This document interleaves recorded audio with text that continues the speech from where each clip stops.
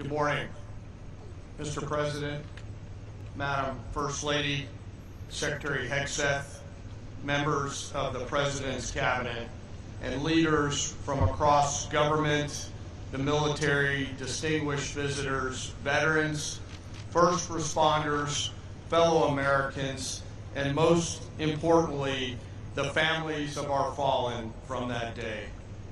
Thank you for being here to gather in remembrance, to grieve our nation's loss, and draw strength from the heroism Americans demonstrated that day. September 11th reminds us that even in the darkest of times, American strength endures, and if attacked, we will immediately fight back. 24 years ago, on a beautiful morning here in Washington, American Airlines Flight 77 took off at 8:20 a.m. from Dulles International Airport with 59 passengers and crew bound for Los Angeles. Here at the Pentagon, soldiers, sailors, airmen, Marines, Coast Guardmen, and civilians began what they thought would be an ordinary day of service.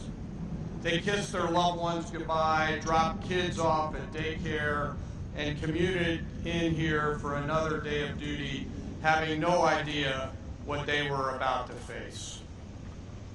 200 miles north of here, Al-Qaeda terrorists took control of two aircraft, American Airlines Flight 11 and United Airlines Flight 175. At 8:46 a.m., the first plane was flown deliberately into the North Tower. And minutes later, the second airplane was flown into the second tower. We all knew at that very moment that our world had changed, that America was at war. And then at 9:37 a.m., just moments ago, 24 years ago, American Airlines Flight 77 ripped through the west wall here at the Pentagon, where our flag outside the building now hangs. And this ground that we stand upon became hollowed. 2,977 were lost in the attacks that morning.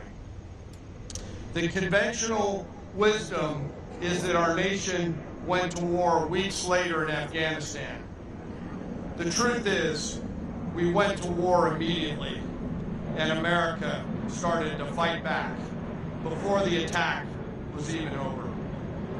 In New York City, firefighters, police officers, paramedics, first responders, and everyday citizens charged into towers, climbing hundreds and hundreds of flights of stairs to rescue their fellow Americans.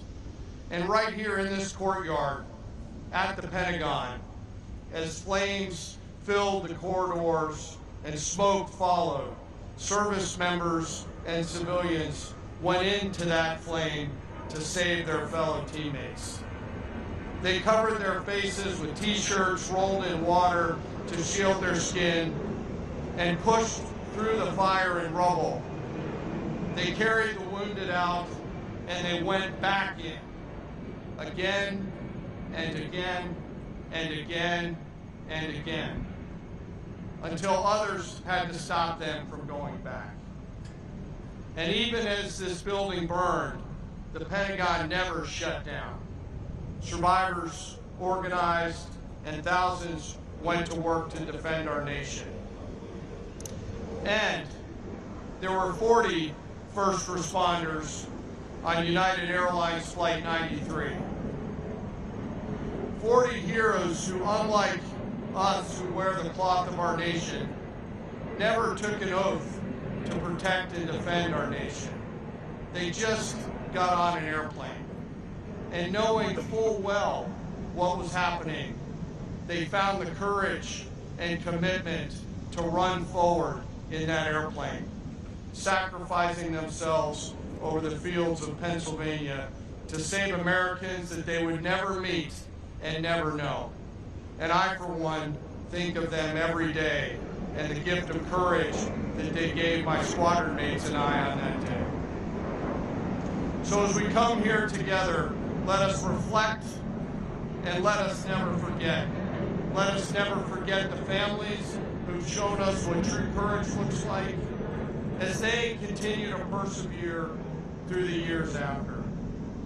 And let us all be inspired by the determination of those brave heroes who showed us that day what America is all about. And let anybody who ever considers attacking the United States remember those examples as well, and the great American warrior spirit that was shown that day. Thank you very much. And now it's my distinct honor to introduce our nation's Secretary of War. May we never forget our fallen. May we never forget our deployed.